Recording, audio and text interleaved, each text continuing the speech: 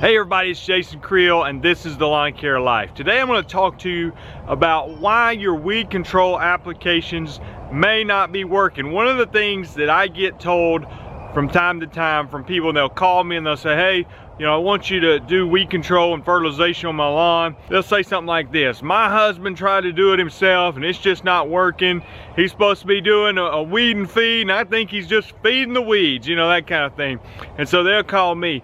Well, let me talk to you about some reasons why it might not be working and then give you a little bit of advice on in turn of what to do to make it work, to make your weed control applications more effective. So let's get started. So you walk through here on this yard and you see, what do you got? You got weeds, okay? Weeds all in the grass, and these all kind of weeds, and depending on what time of year it is, you're gonna have different weeds in the lawn that are gonna look different, and depending on what kind of grass you have, what part of the world you live in, there are different kinds of weeds, different times of year that create problems. So I want to go over 5 reasons with you that your applications may not be working right, even if you've tried to do some weed control and fertilization on your own.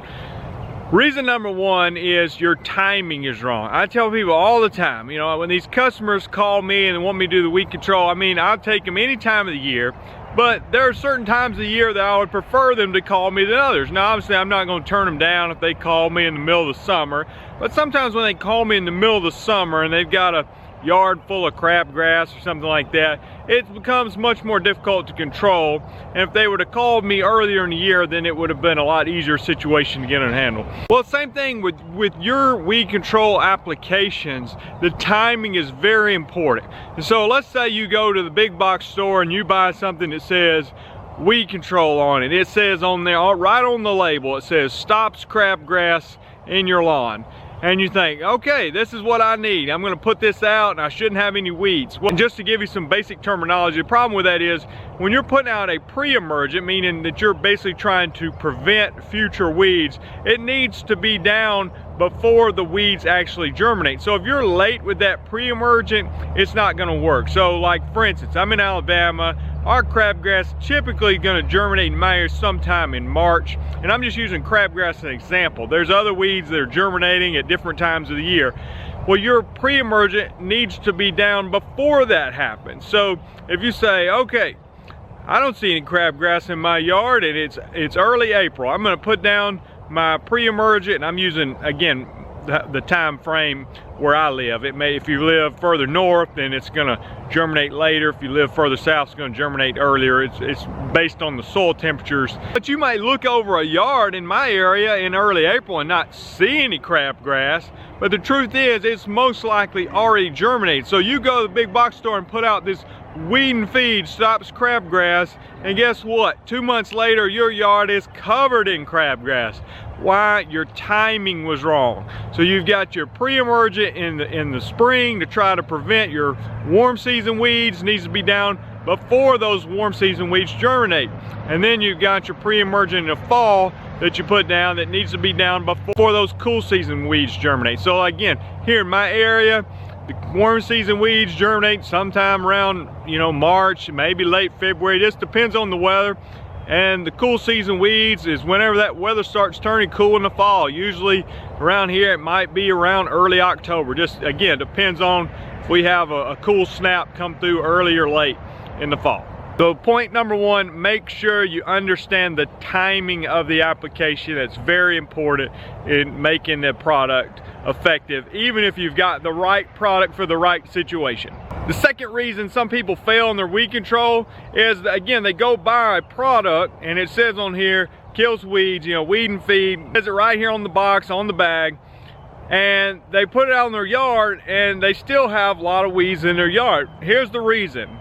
Most of the time, one product is not going to kill all the weeds in your lawn. Now, unless it's like what we would call a non-selective herbicide, meaning it's going to kill everything, including the grass. But there's a lot of products out there, just to give you an example, something like 2,4-D or some product that had 2,4-D in it, that's going to control a lot of your broadleaf weeds. And that's what a lot of things you're going to buy at the store is going to say, well, control broadleaf weeds, but doesn't do a lot for your grassy weeds, and those are going to take a different type of product to control those. Again, I'm gonna put some links in the description and hopefully give you some helpful advice on some things you can do, some products you can use to help control certain weeds. So number 2 is you buy the one product that kills some weeds but it doesn't kill all the weeds, and so you're still disappointed. Is another reason that you might be failing at your weed control efforts. The third reason is that you may be incorrectly identifying your weeds. Again, there's not one magic product that's probably going to kill everything, and so it helps to understand what types of weeds you have, or at least a category. If you can at least say that's either a broadleaf or a grassy weed, and and that might help you to some degree. Or you may spray one product and then figure out which weeds that didn't kill, and then try to figure out the names of those. I've got some weed identification videos on my channel. I can put links to those in the description as well if that's something you're interested in. But when you read the label on a product, it's gonna list off all the weeds that it's supposed to control, or at least many of them, and if you don't know what the weeds are called, then you may be applying the wrong product for the wrong type of weed in your lawn. The fourth reason you might fail is you might actually not understand what grass type you have. You might be applying a product that's not suited for your grass type. So let me give you an example. Here in the South, we deal mostly with Bermuda and zoysia grass in my area, but we also have some centipede and St. Augustine lawns, where there's quite a number of products out there that are labeled for the Bermuda and zoysia lawns, but not labeled for centipede and St. Augustine lawns. Some products that you can use on cool season grass types and not use on warm season grass types. So if you use a product that's not labeled for your grass type, and all this stuff you can find on the label on the product, and you can even Google the label and look it up that way, or to read it off the actual product. But if you use the wrong product on the wrong grass type, you can actually do some damage to your grass and cause more harm than good. Remember, we're trying to get rid of the weeds, but we're not trying to damage the turf. And when you damage and weaken the turf, you make it more susceptible to have weed problems because it's not a nice, thick, healthy turf. The number 5 reason I'm gonna point out and why you might fail with your weed control is you didn't do a proper application. Now that we've talked about having the wrong timing, but you also might put out the wrong amount. Too much can damage the turf, which we've talked about, and that's obviously not good because you weaken the turf and turn it yellow. It's going to take it some time to recover and make it susceptible to weeds. But if you don't put enough on there, then you're obviously not going to be as effective on controlling the weeds. You might not actually kill the weeds. You might not do much of nothing and just sort of waste your money. So it's very important to understand how much to put out of a product. Again, all this is found on the label, but you need to understand what method you're using to apply a product, whether it's a granular product you're using with a push spreader or some kind of liquid product that you're putting out, and then understand the size of your lawn. And if I've got, let's say, 5,000 square feet of grass, and this product says that I'm supposed to put out 2 pints for every acre or whatever amount per every 1,000 square feet, then you can do some calculations to figure out exactly how much you need to apply for your lawn for that given situation. A lot of homeowners make the mistake of if a little bit would work some, then a lot must work great, and so they think, okay, it says on here, 4 ounces. Well, if I quadruple that, I'm sure I'm gonna get some great results, well, that's not good. Again, you're doing damage to the turf, and you're using way more than is necessary. I mean, at very least, you're wasting money and wasting product, but more so, you're probably causing some unnecessary damage. So let's talk about some things to do to control your weeds. One thing is, I see this with my customers, even when you do proper weed control applications, it still helps them mow the grass often. So the yards that look really nice, the ones that are mowing their grass on a regular basis, mowing helps control the weeds, but also if you can keep that turf nice, thick, and healthy and mowed frequently, it's gonna make a thicker grass that's more difficult for the weeds to actually live in. So that's very helpful.